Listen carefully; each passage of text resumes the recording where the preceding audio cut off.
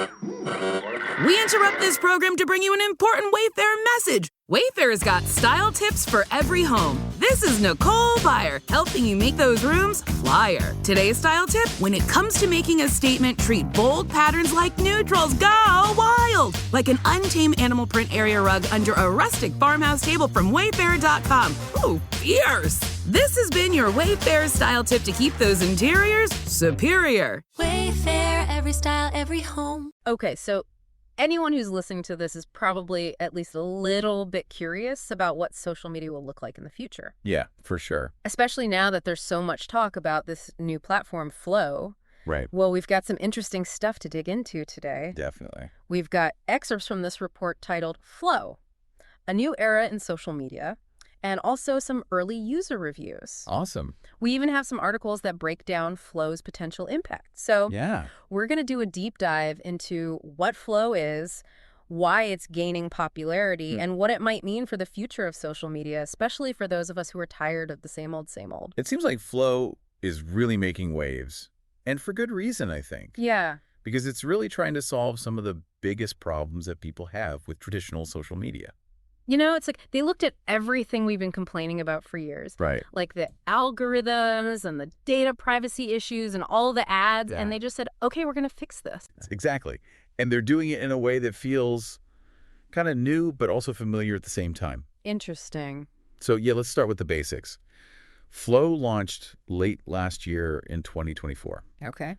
And from what I've seen in this report, it's not like they're trying to completely reinvent the wheel or anything. Gotcha. So what is Flow? Give us the elevator pitch. Okay, so imagine a social media platform that actually cares about your experience as a user.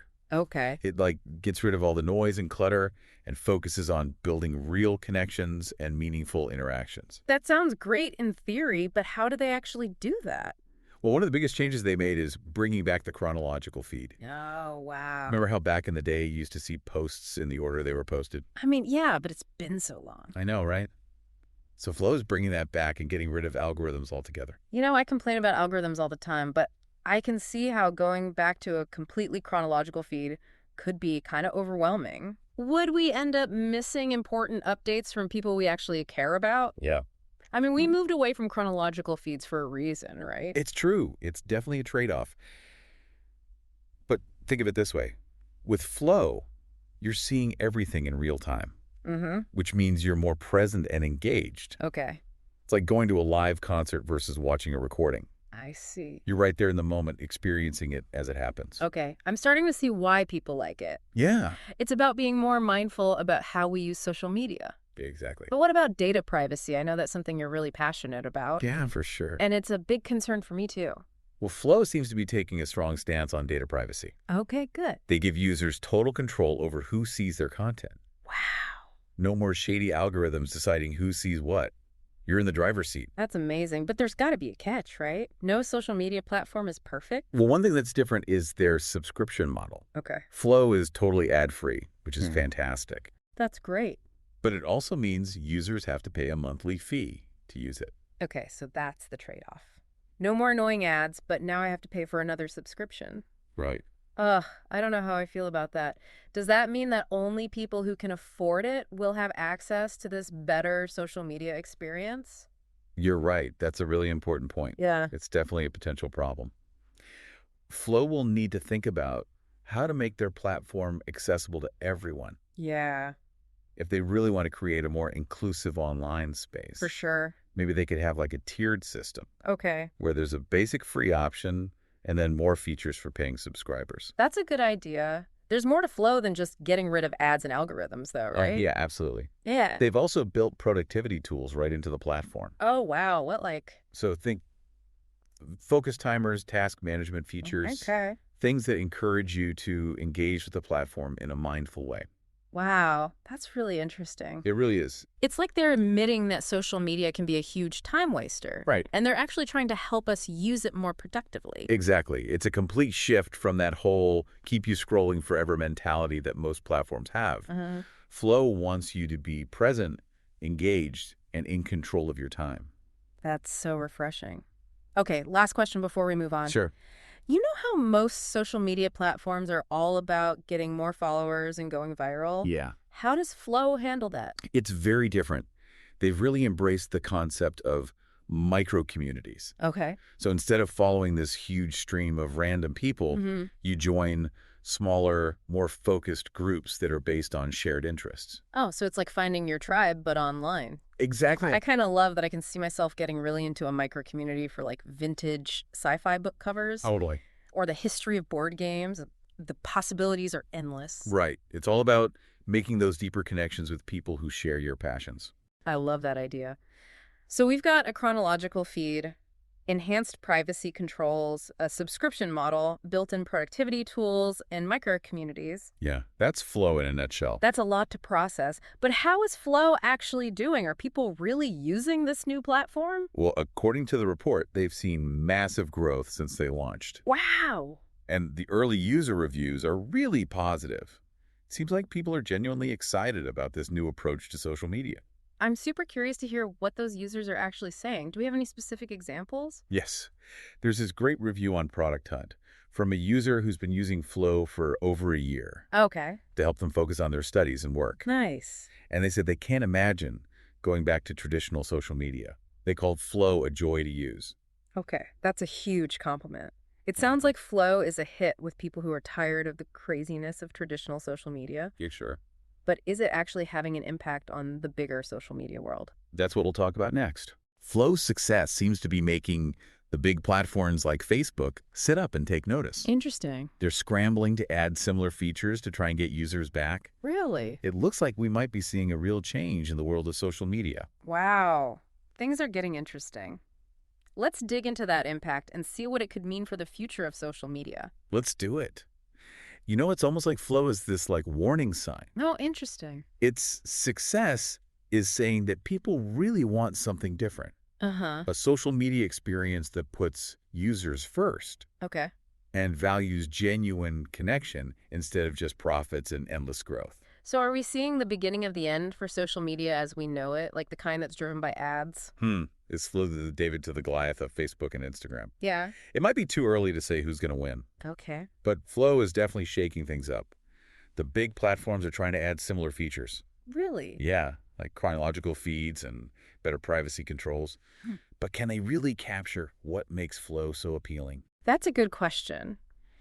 It's one thing to copy features, but it's another to actually change your values and priorities. Right. It's like when those big soda companies started making their own healthy drinks. Uh-huh. Sure, they tasted kind of similar, Yeah. but they were still basically the same old sugary drinks underneath. That's a great analogy. Yeah. It'll be interesting to see if these big platforms can really change, Yeah. or if it's just a surface-level makeover. But, we should look at this from all sides. Okay, let's play devil's advocate. Yeah. What are some of Flow's weaknesses? Well, one big challenge is scalability. Okay. As more users join, it's hard to keep that same level of quality and close connection. How do you keep that sense of community as it grows bigger? Yeah, it's like if your favorite little bookstore suddenly became a huge warehouse, Exactly. you might lose that feeling of discovery and personal connection. Right. And then there's the subscription model. Yeah. It gets rid of ads, which is great, Uh-huh. and it lets Flow focus on the user experience. Right. But it also means that some people might not be able to afford it. That's the thing I keep coming back to. It's a tough situation. Yeah. On the one hand, I want to support a platform that's doing things differently, Right. that's putting users first. Uh-huh. But then on the other hand, I don't want to create a situation where only people with money can have this better social media experience. I see what you mean. Oh. It's a valid concern. Maybe Flow could try different things, Yeah. like partnering with nonprofits or schools Okay. to offer cheaper access for certain groups. Yeah. Or maybe they could do a tiered system where there's a free basic version Right. and then more features for paying subscribers. Those are some good ideas. It seems like Flow is still a work in progress, Definitely. but I appreciate that they're at least trying to tackle these issues head on. Yeah, it's still early days, Yeah. but it's exciting to see a platform pushing the boundaries and challenging how things are done. Mm-hmm. It makes us rethink what social media could be. Let's zoom out for a second and think about the bigger picture. If Flow keeps growing, what kind of impact could it have on how we interact online? That's where things get really interesting. Okay. Flow's success could start a ripple effect across the entire digital world. Wow. we might see a shift toward platforms that are more decentralized, Okay. more community-driven, Uh-huh. and that put user well-being and data privacy first. It's like a whole new way of thinking. Imagine if online interactions were more intentional, Yeah. more meaningful, and less controlled by algorithms and advertising. Right. I'm actually starting to feel optimistic about the future of social media. Me too. Flow shows us that there's a different way to do things, Yeah. a way that puts human connection before corporate profits. Right. But it's not just about flow. Okay. It's about the choices we make as users. Uh-huh. Do we keep supporting these ad-driven platforms? Right. Or do we demand something better? You know, for the longest time, it felt like I had no choice but to play by the rules of these big platforms. I know what you mean. But Flow shows us there are other options. It's Oh. empowering. It really is. And it's not just about which platforms we use. Okay. It's about how we use them. Hmm.